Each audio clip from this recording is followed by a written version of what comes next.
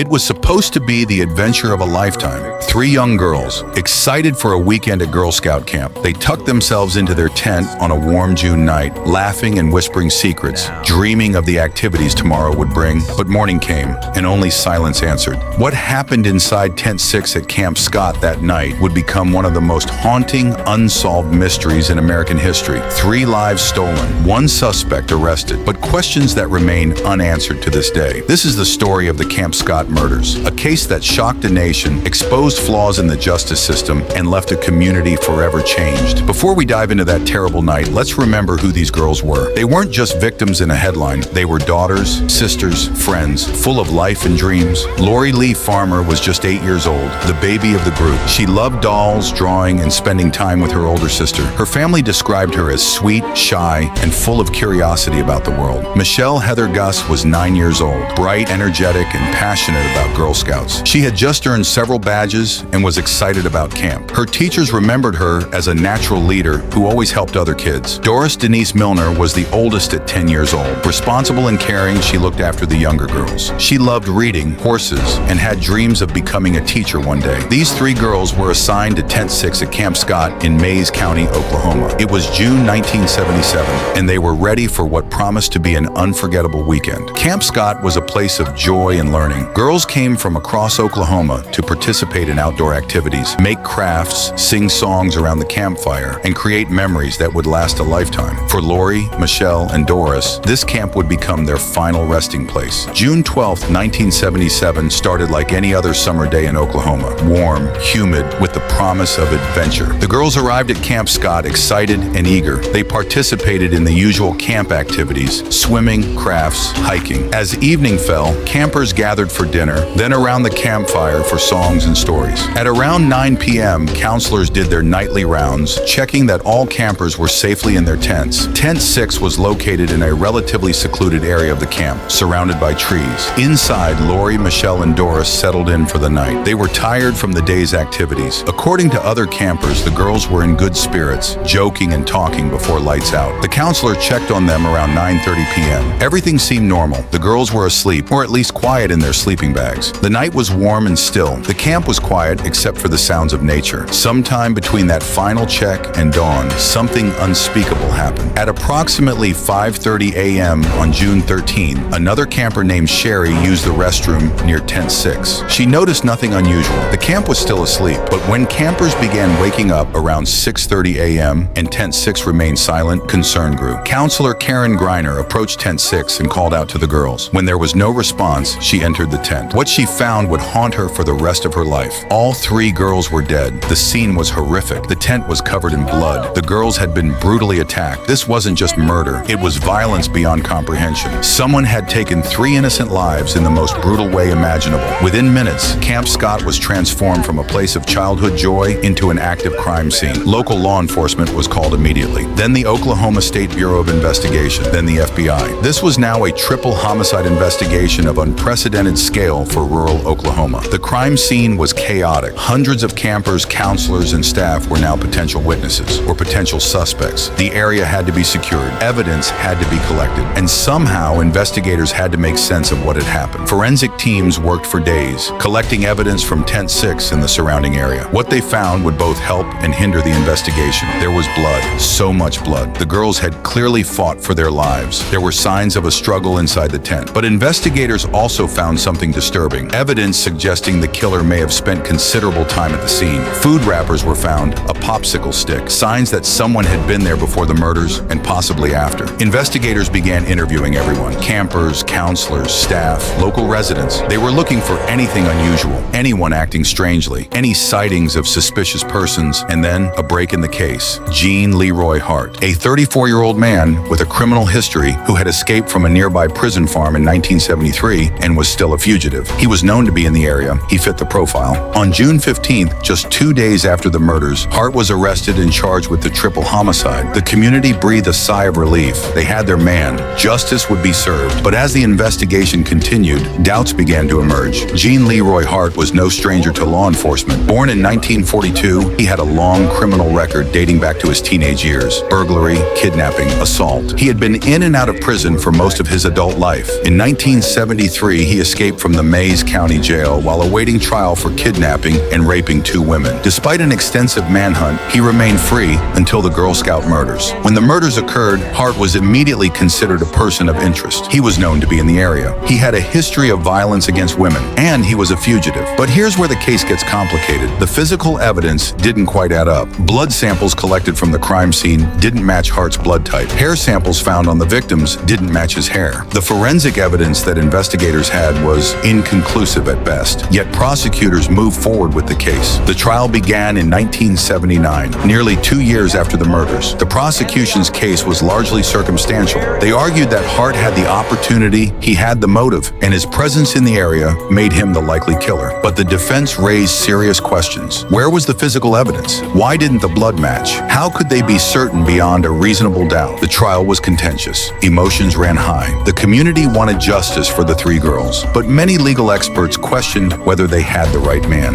In March 1979, after deliberating for several hours, the jury returned their verdict, guilty on all 3 counts of murder. Jean Leroy Hart was sentenced to 3 consecutive life terms. Case closed, or so everyone thought. Despite the conviction, the Camp Scott murders remain shrouded in controversy. Even today, nearly 50 years later, many questions remain unanswered. The blood found at the crime scene didn't match Jean Leroy Hart's blood type. Prosecutors argued that the blood could have come from the victims or been contaminated, but forensic experts have questioned this explanation. Hart was a fugitive, yes, but was he really in the immediate area of Camp Scott that night? Some witnesses claim to have seen him. Others placed him elsewhere. The timeline has never been definitively established. Over the years, other persons of interest have emerged. There were reports of other suspicious individuals in the area. Some investigators privately expressed doubts about whether Hart acted alone or if he was involved at all. Some crucial evidence from the crime scene reportedly went missing or was improperly handled. In an era before modern forensic techniques, evidence preservation wasn't always what it should have been.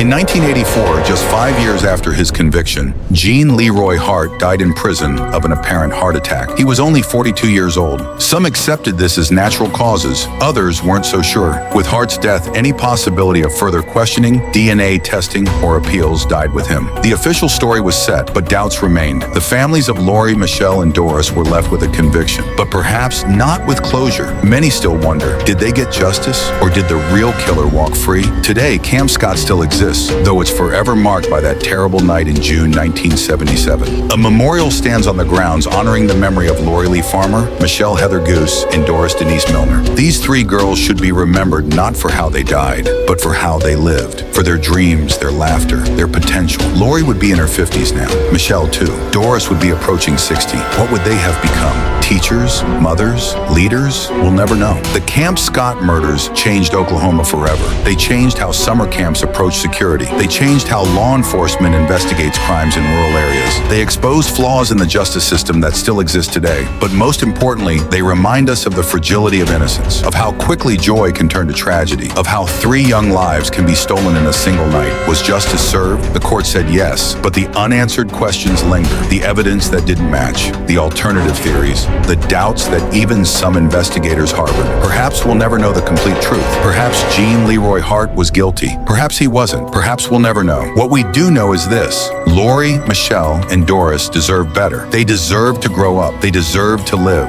And they deserve to be remembered. In memory of Lori Lee Farmer, Michelle Heather Goose, and Doris Denise Milner, June 13th, 1977. Forever 8, 9, and 10.